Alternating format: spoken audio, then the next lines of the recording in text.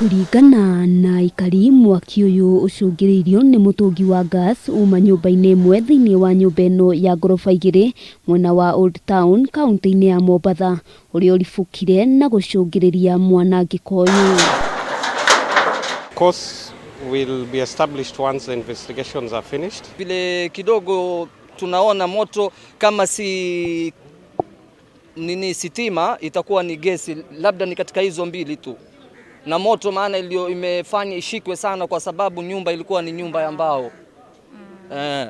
Zile nyumba za zamani sasa imeongezwa juu, wakaongeza gorofa mbao, lakini yote wamekata rumurumu ni mbao. Andu atano ni morirwo ni mioyo yao hindi ya mutino ucio na wangi atatu matigwo na nguraro cia mahia na kuhanyukio thibitari-ini nene ya Coast kwamukira urigiti. Asubuhi mwendo wa saa 1 imeendelea paka Kenya Power fire wameshindwa kuuzima, na alhamdulillah tumefiliwa na ndugu zetu na mtoto mmoja wa sistangu na ndugu yangu yeye na mke wake, na wengine pia nao ni family, na wengine kuna wengine na zaidi wamepata majeraha makubwa, wako mahospital wamelalishwa.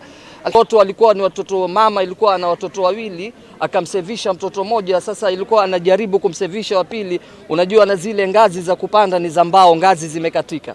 Mama akashindwa kutoka na mtoto mwingine akamwacha hapo. Huyu mmoja amefariki, mmoja yuko hospitali sasa ni mahatutu hali ya juu.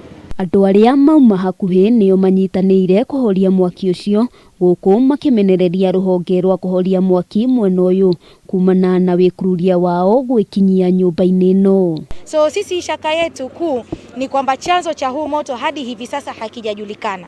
Vile pia tunaelewa kwamba Old Town ni historical place ambao kuna majumba mingi ya mbao.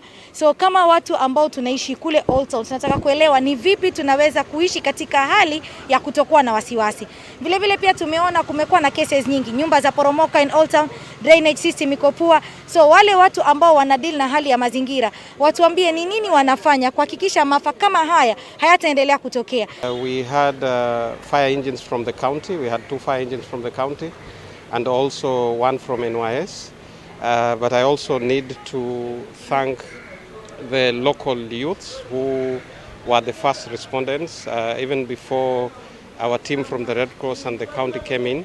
Handu-ini ha Kameme TV ritwa riakwa ni Wambui wa Njuguna.